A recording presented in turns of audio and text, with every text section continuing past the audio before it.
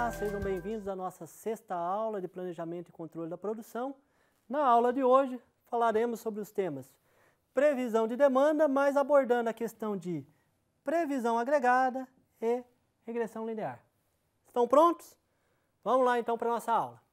Previsão agregada. O que seria previsão agregada? Previsão agregada é quando nós pegamos, por exemplo, uma família de produtos e ao invés de fazer a previsão para uma família, para o produto individual, a gente fala para uma família de produtos. Peraí, Alessandro, família de produtos? Eu conheço a minha família. Vou lá saber o que é família de produtos? Peraí que eu vou te explicar o que é a família de produtos. Família de produtos, por exemplo, é quando você estiver trabalhando lá numa empresa, por exemplo, de eletrodomésticos. Qual que seria uma família de produtos? Seria a família de geladeiras. Essa é uma família de produtos, ou seja, é um grupo de produtos, que são geladeiras, onde dentro desses produtos, desse grupo de produtos eu tenho vários modelos de geladeira. E aí a previsão agregada é, ao invés de eu fazer a previsão para um modelo de geladeira, eu faço a previsão para a família, para todos os modelos. Qual que é a vantagem disso, Alessandro? A vantagem que a gente vai ver é que diminui o erro de previsão. Vamos ver um exemplo? Vamos lá. Vamos fazer a previsão agregada para uma rede de lanchonetes, de sanduíche, que tem os seguintes tipos de sanduíche. Quarteirão, Big Mac, hambúrguer, cheeseburger, filé de peixe e McChicken.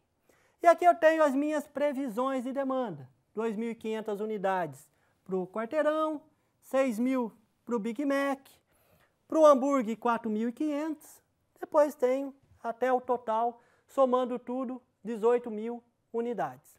Ok? Então eu tenho aqui a minha família de produtos e aqui eu tenho a previsão de cada produto.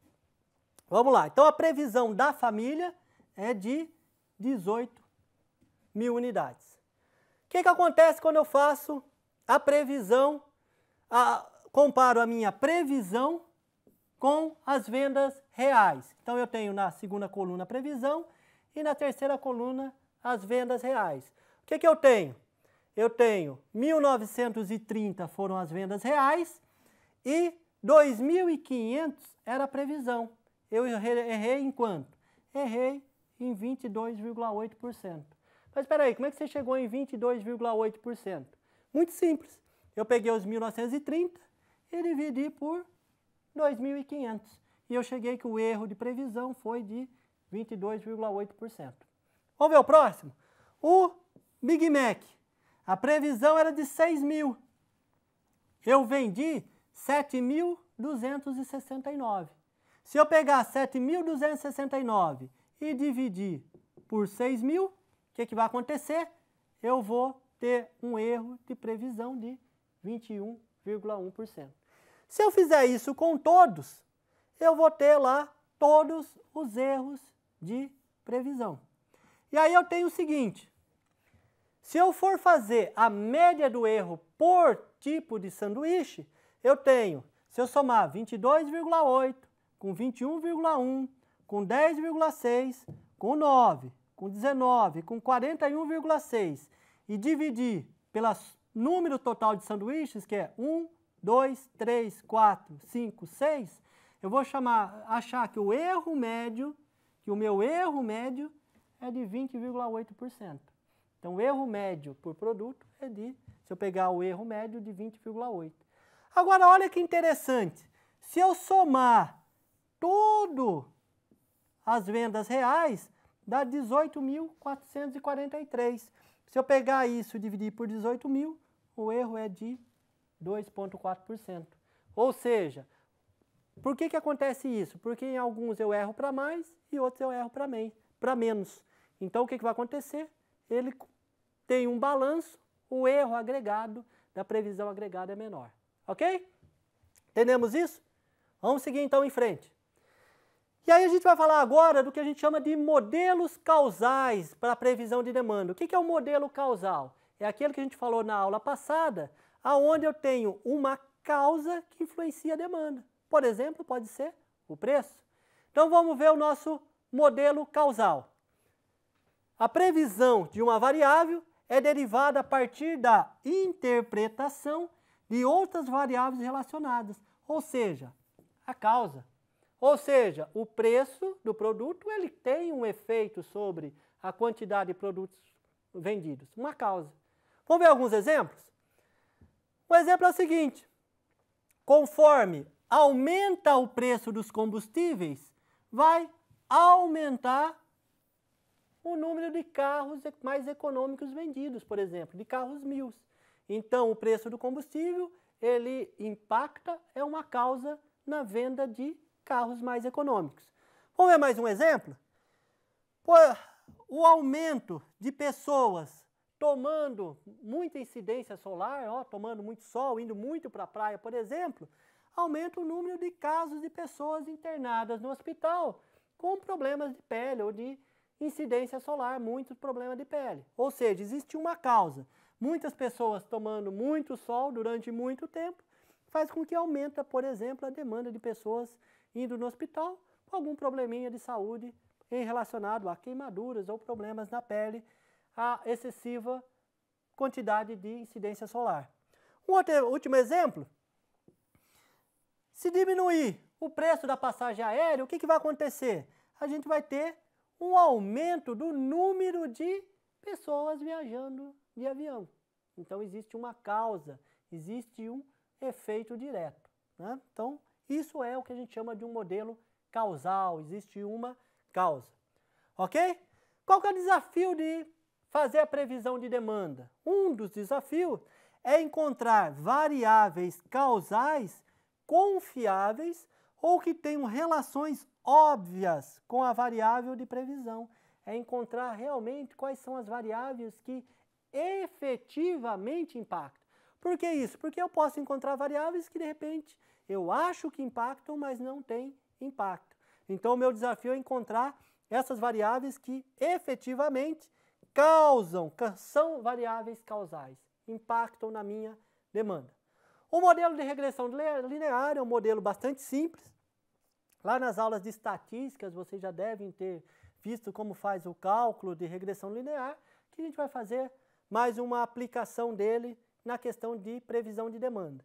Então, nada mais é do que eu encontrar a melhor reta que se adequa a um conjunto de pontos. Esse é o meu modelo de regressão linear. Nosso objetivo é descobrir a equação dessa reta. Ok? Então, a primeira etapa eu preciso identificar qual que é a variável dependente, identificar qual que é a variável independente. O que é a variável dependente? É aquela que está sofrendo a causa. Por exemplo, a minha demanda. A variável independente é, por exemplo, a causa. Pode ser, por exemplo, o preço que está impactando a nossa demanda. E as relações, elas podem ser relações diretas entre a variável dependente e independente, ou seja, conforme eu aumento o valor da variável independente, também vai aumentar o valor da variável dependente, ou pode ser uma relação inversa, conforme eu aumento o valor da variável independente, diminui o valor da variável dependente. Por exemplo, né, uma relação inversa, conforme eu diminuo o valor das passagens aéreas, aumenta o valor aumenta o número de pessoas viajando de avião. Ok? Vamos lá, o modelo linear, então a equação da reta que a gente vai precisar descobrir é y é igual a mais bx. Vamos ver a aplicação disso na prática. Para descobrir a equação da reta, a gente tem que descobrir quais são, na realidade, as nossas variáveis a e b, os nossos fatores a e b, aonde eu tenho as fórmulas para descobrir o valor de a e o valor de b. O que significam cada uma dessas letras? Aqui eu tenho o n, para mim, é o número da amostra, o x de t é a minha variável independente, é a minha causa, e o meu d de t é a minha variável dependente, no meu caso, a minha demanda. Então, para descobrir o b, eu multiplico o número da amostra pela somatória da quantidade de da minha variável dependente vezes a da variável independente, menos a somatória da variável que eu tenho independente vezes a variável dependente. E aí eu divido pelo número de amostras pela somatória que nós temos, tá, das variáveis que eu estou chamando de independentes, tá? Seja ao quadrado ou seja elevado ao quadrado. Vamos ver na prática que parece complicada a equação, mas ela é simples para a gente quando a gente aplica na prática. Ok? Vamos lá. Vamos supor que a gente que nós saímos lá, nos formamos e fomos trabalhar numa empresa que produz pulseiras de relógio. E o nosso desafio é fazer a previsão de pulseiras para o mês de setembro. E o que a gente sabe é que o preço de vendas no mês de setembro vai ser de R$ 28. Vamos ver como é que a gente faz a previsão de demanda. Então, eu cheguei lá na empresa, o meu gestor falou, olha, você precisa fazer a previsão de demanda para as pulseiras. E aí, o que eu consigo levantar? Fui lá e levantei. Levantei os meses, o preço do produto ao longo dos meses e a quantidade. E aqui eu tenho o meu X de T e aqui eu tenho o meu D de T. Então, de novo, o que é o meu X de T? É para mim o meu preço do produto e a minha quantidade é o meu D de T. Então, eu tenho todos os meus dados e tenho, esse daqui vai ser para mim o meu N, número de períodos. Ok? Vamos tentar calcular a equação da reta? Então, eu pus aqui, o que era lá o meu X de T? É o meu preço. Então, está aqui o preço 10, 12, 14, 15. Somei. Somatória. Então, a somatória do X de T está dando 124. O meu D de T são as vendas. 25, 22, 20. Qual que é a somatória? 138. X de T vezes D de T. Estou pegando 25 e multiplicando por 10. Está dando 250. 22 vezes 12. Está dando 264. Somando X de T vezes D de T, está dando o nosso ano, 2017. E aqui eu tenho X de T elevado ao quadrado. O que é X de T elevado ao quadrado? Nada mais é do que X de T vezes X de T. 10 vezes 10 vão dar 100. 12 vezes 12, 144. Somando tudo, dá 2002, o ano da nossa última Copa do Mundo. Perfeito? Então vamos lá. Vamos ver, substituindo isso na nossa fórmula, o que vai acontecer. Vamos ver se a gente consegue substituir. Temos a nossa fórmula para descobrir o B. Vamos lembrar que a equação é y igual a, né, mais bx. Nossa, que a letra ficou feia, né, Alessandro? Mas fazer o quê, né? Minha letra é feia assim mesmo. Mas a gente vai lembrar de como é a fórmula. Daqui a pouco eu ponho a formulinha e a gente consegue lembrar dela, ok? B. N, número de períodos. O N é o número de períodos, para mim é 8. Então, eu vou somar de 1 até 8. X de T vezes D de T. Preço vezes demanda. Aonde está isso lá na nossa fórmula? Preço vezes demanda, X de T. Está aqui, ó, o nosso ano, que deu 2017. X de T vezes D de T. Somatória de X de T. Aonde está na nossa tabela anterior? Somatória de X de T. Está aqui, 124. Somatória de D de T. Aonde está na nossa tabela anterior? Está aqui, somatória de D de T. 138. Ok? E dividido por 8 vezes somatória de X de T ao quadrado menos somatória de X de T elevado tudo ao quadrado. Onde está a somatória desse X de T ao quadrado? Está aqui, somatória de X de T ao quadrado, ano 2002, ok? E X de T elevado ao quadrado é esse mesmo somatório de X de T, elevando o valor ao quadrado. Substituindo todos esses valores, vamos ver o que vai acontecer? eu vou ter 8 vezes o nosso ano, menos 124 vezes 138, tudo isso dividido por 8, vezes o ano da nossa Copa do Mundo, 2002, vezes 124 elevado ao quadrado, fazendo as contas na sua calculadora, vai dar que B é menos 9,76 dividido por 640. Dividindo tudo isso, temos o valor de B, menos 1,53. Descobrimos o valor de B? Vamos agora descobrir o valor do coeficiente A. É bem mais simples a formulinha. Basta nós substituirmos os valores. 1 sobre 8, que é o N. Somatório de D de T, 138. É esse valor aqui. Somatória do X de T, 124. O B nós descobrimos que é menos 1,53. Substituindo todos os valores, o que é que nós vamos ter? Que o nosso A é 40,97. Ok? Então nós temos lá, agora em letra bonita, para vocês entenderem, y é igual a mais bx. Substituindo o valor, temos a equação da nossa reta. Substituindo pelo valor de R$ 28,00, temos que são 2 unidades que nós venderíamos. Vamos ver se isso faz sentido? Plotando o gráfico, parece que faz sentido sim, né? Que o 28 estaria aqui no cantinho. Se isso continuar descendo, vai dar um valor aqui muito próximo de 2.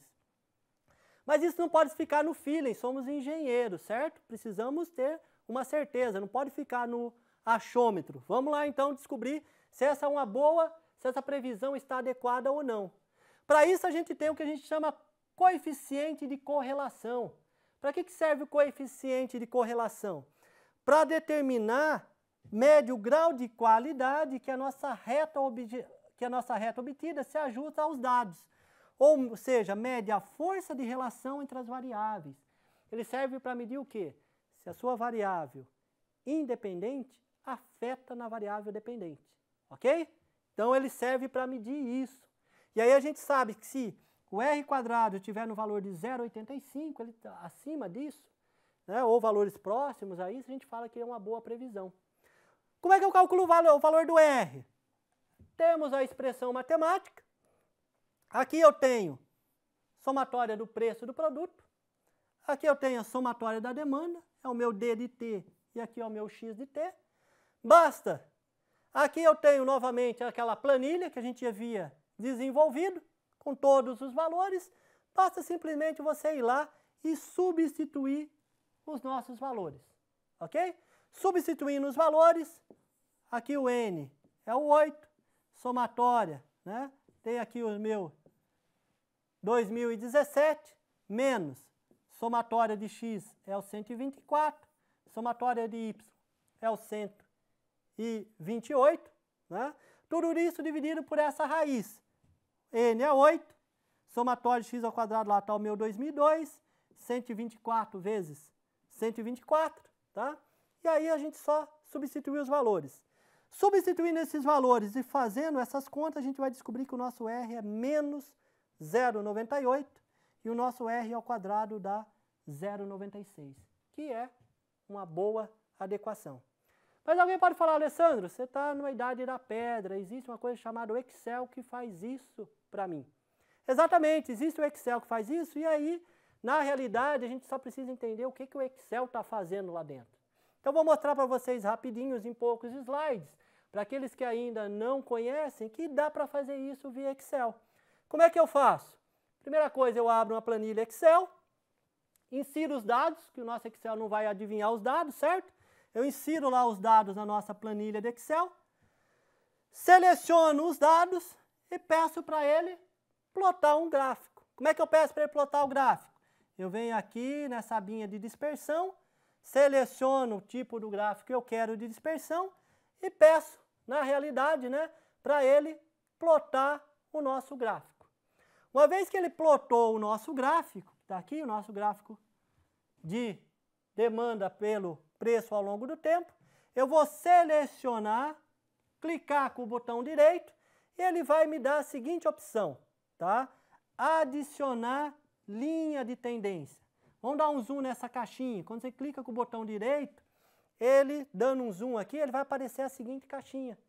E aí você põe adicionar linha de tendência. Vai lá com o seu mouse e clica em cima disso. Uma vez que você adiciona a linha de tendência, ele vai dar a opção dessa caixinha. E dentro dessa caixinha, dando um zoom nessa caixinha, o que a gente vai fazer? A gente vai selecionar linear, exibir a equação no gráfico, exibir o valor de R ao quadrado.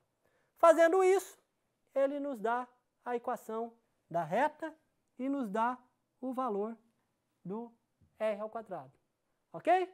Bem claro? Então dá para a gente fazer isso no Excel e agora você sabe como o Excel faz isso. Não é nenhuma mágica, é simplesmente usando, né, fórmulas matemáticas para fazer. Dúvidas em relação a isso, pessoal? Acredito novamente que não tem dúvidas. Qualquer coisa, consultem o material. Mais uma vez, obrigado e vejo vocês na próxima aula. Até mais.